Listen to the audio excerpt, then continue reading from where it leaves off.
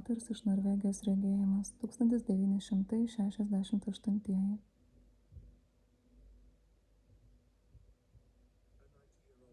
Ši vizija buvo parodyta 90 metų sekmininkei gyvenusiai Valdres mieste Norvegijoje 1960 metais.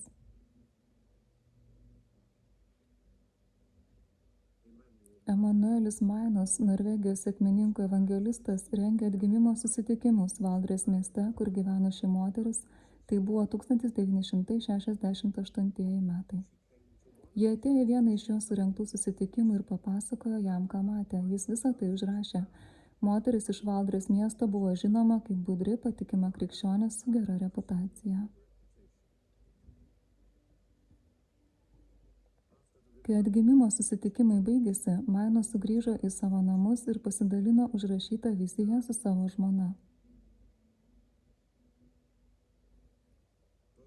Jie abu jautė, kad vizija buvo tokia, kurią sunku patikėti, todėl jie nenorėjo jos paskelbti. Tačiau 1993 metais po 25 metų Mainos peržiūrinėjo senus dokumentus ir pastebėjo tarp jų pageltusius lapus. Jo didžiai nuostabai jis surado užmirštus užrašus, kuriuos pats užrašė 1968 metais, kai 90-metė moteris pasidalino su juo savo regėjimu. Perskaitęs užrašus, jis nusigando, nes suprato, kad dauguma užrašytų detalių jau išsipildė. Jis prisiminė, kad ta moteris prašė jo įspėti žmonės, nes laikų pabaiga artėjo. Mainas taip pat prisiminė, kad jis ginčėsi su ta moterimi dėl tam tikrų jos vizijos detalių, bet ji užtikrintai jam sakė, kad regėjimas buvo tikras ir kad jis pats dar gyvens ir pamatys tai išsipildant. Peržiūrėjęs užrašus ir mąstydamas apie tai, ką moteris jam sakė, jis priėmė sprendimą paskelbti apie šią viziją viešai.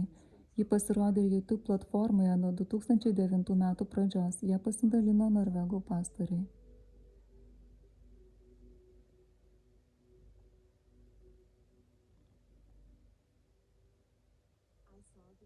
Mačiau laiką prieš pat Jėzaus atėjimą ir Trečiojo pasaulinio karo pradžią. Mačiau įvykius savo akimis. Mačiau visą pasaulį. Mačiau Europą, teritoriją po teritorijos. Mačiau Skandinaviją. Mačiau Norvegiją. Mačiau tam tikrus dalykus, kurie įvyks prieš pat Jėzaus sugrįžimą ir prieš pat įvykstančią paskutinę nelaimę. Nelaimę, kokios dar niekada nebuvome patyrę.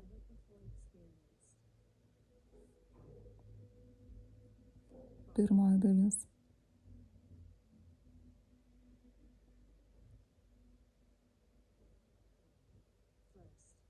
Prieš Jėzaus atėjimą ir prieš prasidedant Trečiajam pasauliniam karui bus toks įtampos nuslūgimas, kaip niekada anksčiau nėra buvę. Tarp supervalstybių bus taika, rytuose ir vakaruose bus ilgalaikė taika. Prisiminkite, kad tai buvo pasakyta 1968-aisiais, kai šaltasis karas buvo pasiekęs aukščiausią tašką. Ir šiuo taikos ir ramybės laikotarpiu įvyks nusiginklavimas. Daugelėje šalių, kaip ir Norvegijoje, mes nebūsime pasiruošę, kai ateis karas.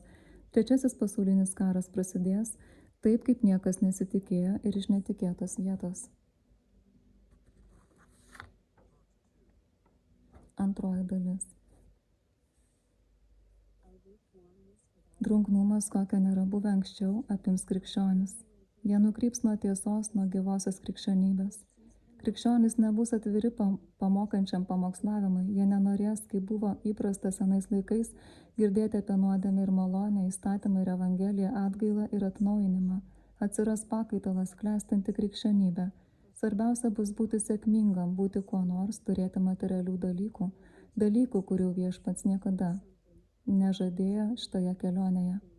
Bažnyčios ir maldos namai vis labiau ištuštės, vietoj pamokslavimo, kaip buvo įprasta, iš kartos į kartą, kaip imk ant savęs savo kryžių ir sek paskui Jėzų.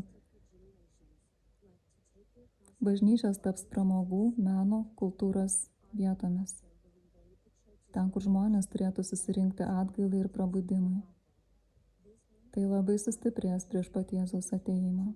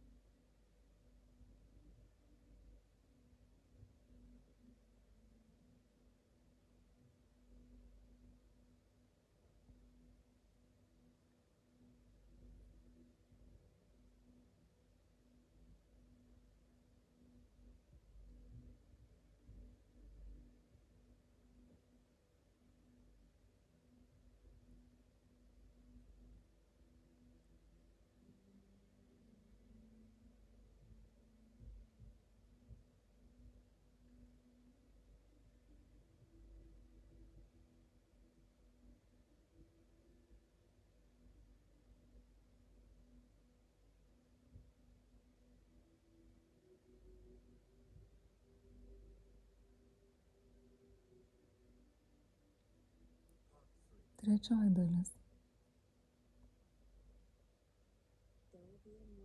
Bus moralinis žlugimas, toks, kokio senoji Norvegija dar niekada nepatyrė. Žmonės gyvens kartu taip lyg būtų susituokę, bet be santuokos. Bus daug netyrumo iki santuokos, o susituokus daug išdavysčių. Tai taps natūraliu dalyku, įprastu dalyku ir tai bus pateisinama bet kokiu požiūriu. Tai netgi pateks ir į krikščionių tarpą.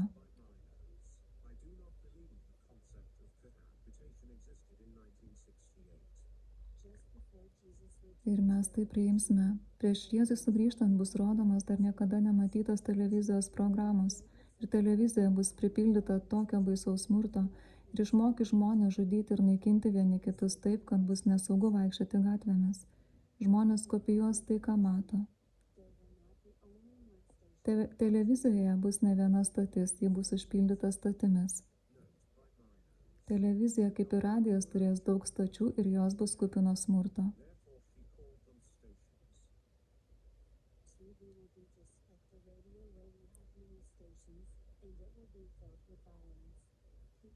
Žmonės naudos televizorių pramogoms. Pamatysime baisių žmogžudysčių ir vienas kito sunaikinimo scenų. Tai išplis visoje visuomenėje. Ekrane bus rodomos sekso scenos su dauguma intymių dalykų, kurie turėtų vykti tik santuokoje. Viskas, ką turėjome anksčiau, bus sunaikinta, o dauguma nepadarių dalykų įvyks mūsų akise.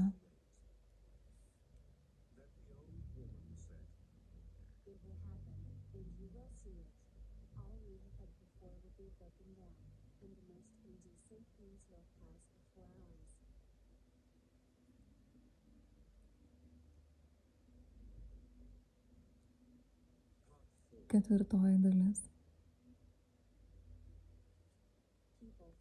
Žmonės iš neturtingų šalių plūstels į Europą.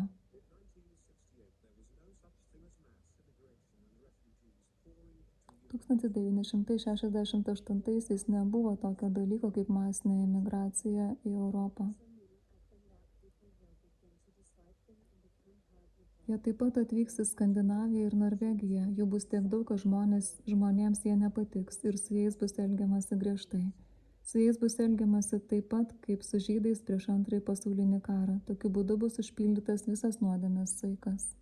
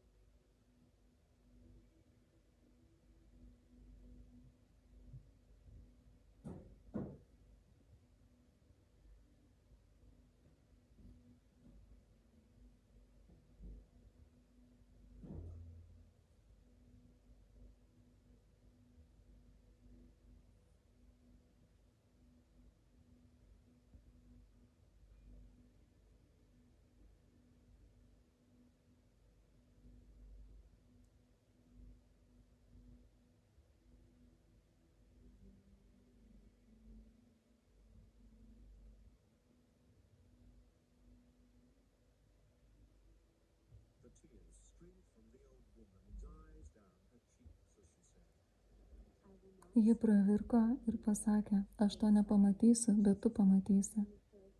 Ir tada staiga ateis Jėzus ir prasidės trečiasis pasaulinis karas. Tai bus trumpas karas. Viskas, ką mačiau, sakė moteris, yra šis karas. Tie karai, kurie buvo anksčiau, yra vaikų žaidimas palyginti su šiuo, o tai baigsis atominės bombos sprogimu. Tai apims Ameriką, Japoniją, Australiją ir kitas turtingas šalis. Oras bus taip užterštas, kad bus neįmanoma kvėpuoti, vanduo bus užterštas ir bus neįmanomai dirbti žemės.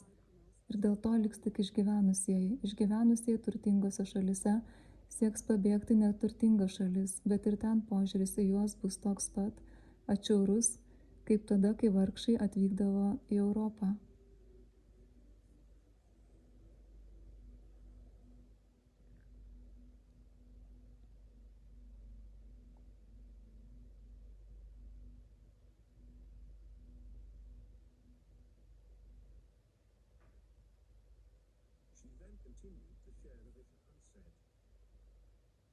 Toliau jį pasakė, aš taip džiaugiuosi, kad aš to nepamatysiu, bet kai ateis laikas, tu turi sukaupti drąsą ir papasakoti tai. Aš gavau tai iš Dievo ir visa tai neprieštarauja tam, ką sako Biblija. Tas, kuriam nuodėmės atleistos ir kurio gelbėtojas bei viešpats yra Jėzus Kristus, bus išgelbėtas.